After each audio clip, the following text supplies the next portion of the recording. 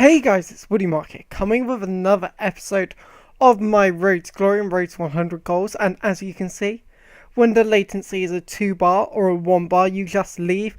And I didn't actually notice, but I think this person actually had two guest players playing.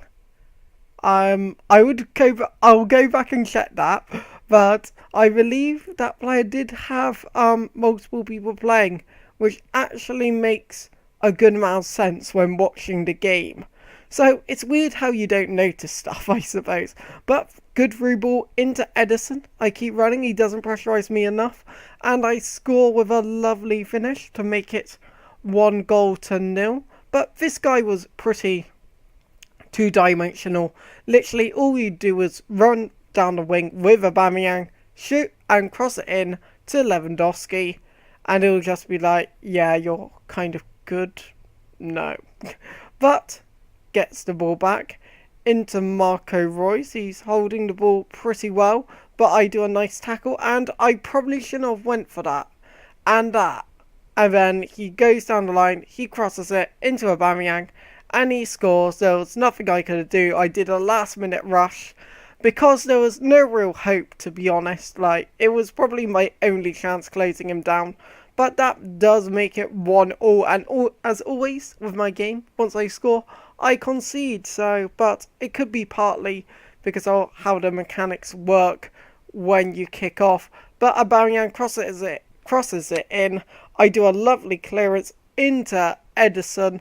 Like, I can't really see actually because for some reason it's showing it at really bad quality. But Ibarbo does a nice finesse to make it, no, not 1-0, 2-1 with his 67th goal for the club, which is quite beautiful. I think when you look at his card, it says 66 because, as I say, because new people come along, oh, and that's a lovely finish from Zinga. I purposely didn't put any power on it. I just place in. But first ever episode, we did get a disconnect from the EA server, so the goal didn't count. But I will do the 100 goals for both the real 100 goals that he scored and the 100 goals in his card stats. But Abona just playing the ball, and then I go down the line with Isla. It wasn't a good pass, but Isla gets the ball back. Solid player, like I've said in previous episodes. And I give it down the middle, and Edison shoots, and Edison scores. Still a great player, Edison, showing that I don't need to bring a better player in at this moment in time, because he's doing a job. He has a pretty good shot on him. He finishes a lot of balls, but that is the final score, making it 4-1. Very, very good results, and it's our first win in Div 3, I'm guessing. Yeah, I think it's Div 3, I'm certain. Pretty sure it's Div 3. Don't believe it's Div 2. I'll have to look at that for the next episode as well. But this is actually the last episode I'm going to be recording before my holiday.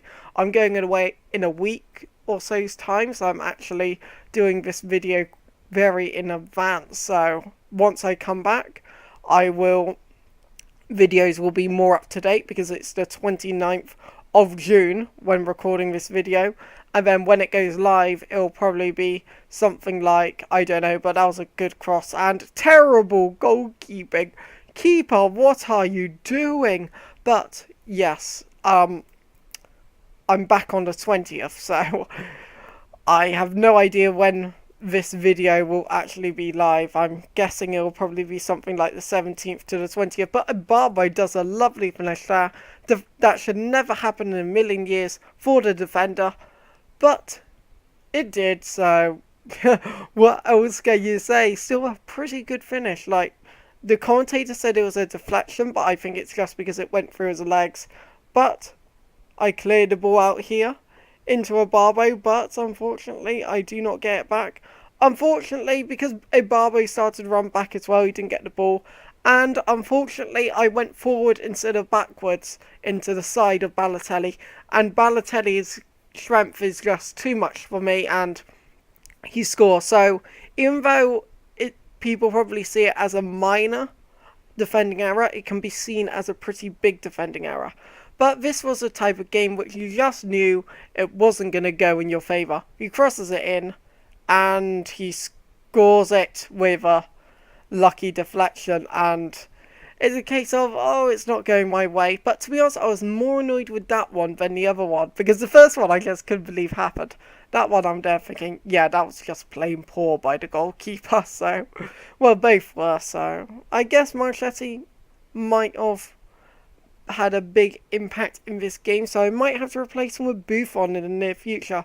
But El Shaarawy on the ball, I step overs inside, and I don't do that enough actually. When I'm down that line and I go for the cross, if you do that technique, it actually works very, very well. Probably one of the most underused techniques. But when I look at my game, I always believe I should do things more. But it was a kind of game where you're thinking, I'm just going to concede straight away, aren't I? And down the line with Balotelli, I try to play the ball out. I do the right thing and cross it out. But again, it was a bit hasty, you could argue. And I missed the interception, and I missed time where he was going to go completely. And he does actually a brilliant finish with Di Natale. But, as always with FIFA, the one rule of FIFA is you always think you deserve to win the game, which I don't know if everyone else has that feeling, but every single game you play you think, oh, I should have won that. Except if you get completely dominated, then it's like, yeah. But, as you can see, this guy's being a bit of a nose and passing it around the back in the 90th minute. And, like, obviously in real football they would kind of do this, but it's a case on FIFA it's not exactly the most etiquette thing to do, but I guess the professionals would probably do it. Not as extravagantly, but that is the end of the video actually with Guarin scoring, so like the video, say why in comments below, and me winning Mark around here. See you guys.